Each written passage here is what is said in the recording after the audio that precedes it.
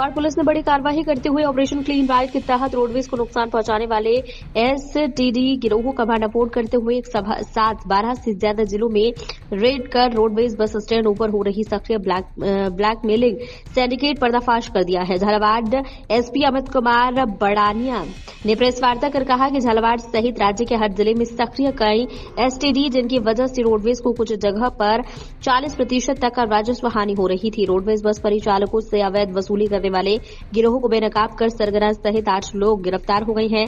3 luxury वाहनों सहित 11,57,000 की नकदी, लैपटॉप, मोबाइल, 2 मोटरसाइकिल सहित कई दस्तावेज भी जब्त किए गए हैं। इन लोगों द्वारा कई बार रोडवेज के अधिकारी एवं कर्मचारियों के साथ भी अभद्रता मारपीट की गई है, जिसमें उनके खिलाफ मुकदमे दर्ज हैं। पुलिस ने नरेंद्र सिंह, मोहन सिंह उर्फ लाला, हर्षवर्धन सिंह, मनोज कुमार, बाबूलाल, हरिशंकर, महावीर चक्रवर्ती, मनीष कुमार सहित कुल 8 व्यक्तियों को गिरफ्तार किया है। ये लोग परिचालक को फ्लाइंग की जानकारी देने की आवाज में 1200 से 2500 रुपए प्रति परिचालक से वसूल करते थे। पैसे नहीं देने वाले परिचालकों को विजिलेंस से गाड़ियां चेक करवा दी। सर, रोडवेज के मुखबिर तंत्र पर बड़ी कार्रवाई हुई है और जो रोडवेज के राजस्व को चूना लगा रहे थे लंबे समय से, किस तरह की कार्रवाई है और ये कार्रवाई कहाँ पर हुई? करीब 1 महीने से पहले हमें कोई एक गोपनीय सूचना प्राप्त होती है जिसमें ये बात बताई जाती है कि कोई इस तरह का गिरोह एक्टिव है जो जितने भी रोडवेज के परिचालक हैं उनको धमकाकर, ब्लैकमेलिंग करके, वह मिलीभगत करके, तीनों ही प्रकार से जिस तरीके से वो समन्वय कायम कर सकें, इन तीनों प्रकार से उन परिचालकों के साथ में एक षड्यंत्र रचते हैं। उसके बाद में उन परिचालकों से हर रूट की, जिस रूट पे बस चलती है उस रूट की तयशुदा जो दूरी है उसके हिसाब से एक रकम बांधते हैं। जगह जगह ये जो गैंग है ये अपने लोगों को बैठाती है, उनको आम भाषा में ये जो संगठन, ये संगठित गिरोह काम करता है उसमें उनको एसटीडी कहते हैं। तो जिस तरीके से ये इन जगह जगह इन लोगों को बैठाते हैं, उनका काम ये होता है कि जब कोई फ्लाइंग आए तब रोडवेज के जो कंडक्टर्स हैं उनको एडवांस में सूचना मिल जाती है, तो उस दिन तो वो पूरी टिकट काट देते हैं या उस संबंधित जगह जहाँ फ्लाइंग खड़ी है उससे पहले वो टिकट काटना शुरू कर देते हैं ताकि जब फ्लाइंग की रेड उनके ऊपर हो तो टिकट शुदा मिलें सभी।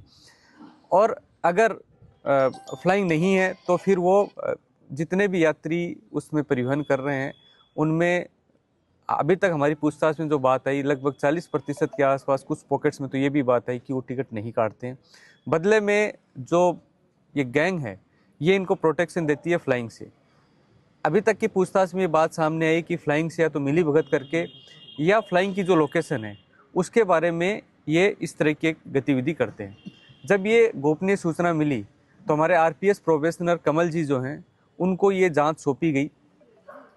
इनके नेतृत्व में 2 कांस्टेबल हेमराज और केतन, इन्होंने जगह जगह जाकर इस गैंग के कुछ लोगों को जो चिन्हित जगह थी उनकी जगह जगह स्ट्रिंग से हमने रिकॉर्डिंग की ताकि ये बात की तस्दीक हो पाए कि ये गैंग किस तरीके से ऑपरेट करती है।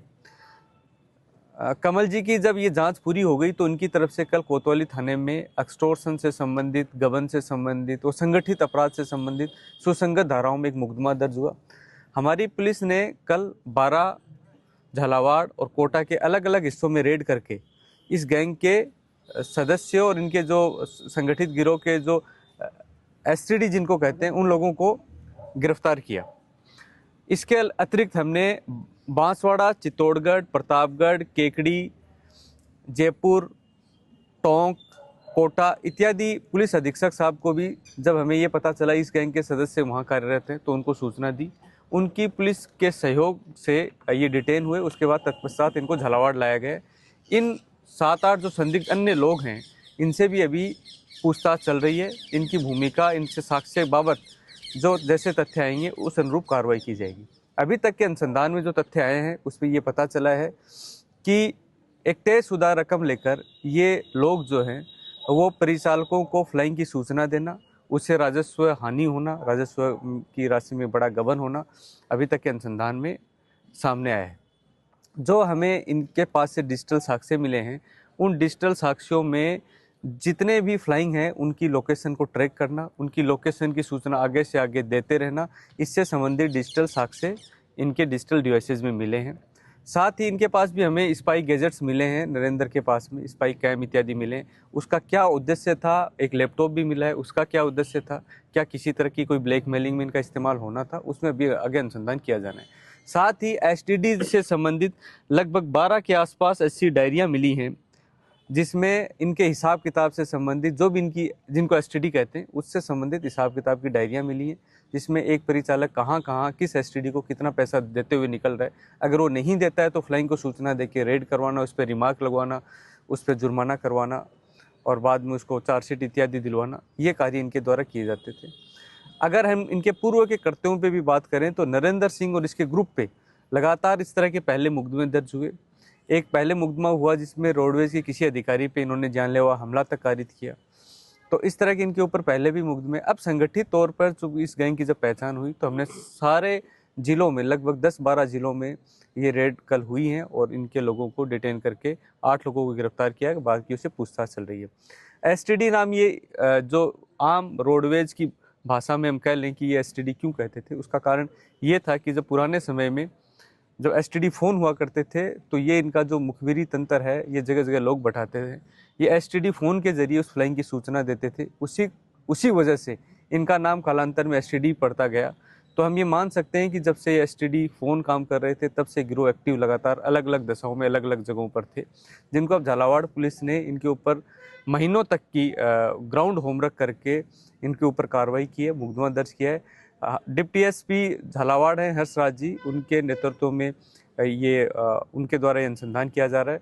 इस पूरे मामले में मुलजिमों को डिटेन करने में, अनुसंधान के दौरान अलग अलग तथ्यों में, पूछताछ में, अनुसंधान की प्रक्रियाओं में डिप्टी एसपी भवानी मंडी प्रेम, हमारे डीएसटी इंचार्ज मोहनलाल जी, कोतवाली एसएचओ, घाटोली एसएचओ अजय जी और वह समस्त पुलिस टीम का महत्वपूर्ण सहयोग रहा। साथ ही अन्य जिले जिनका मैंने पूर्व में उल्लेख किया, जैसे चित्तौड़गढ़, अजमेर, जयपुर, कोटा, टोंक इत्यादि पुलिस से भी हमें पूरा सहयोग मिला। साथ ही अभी अगले चरण में हम लोग अनुसंधान में अन्य क्या डिजिटल साक्ष्य इनसे प्राप्त होते हैं, इस पर पुलिस पूरा अनुसंधान करेगी।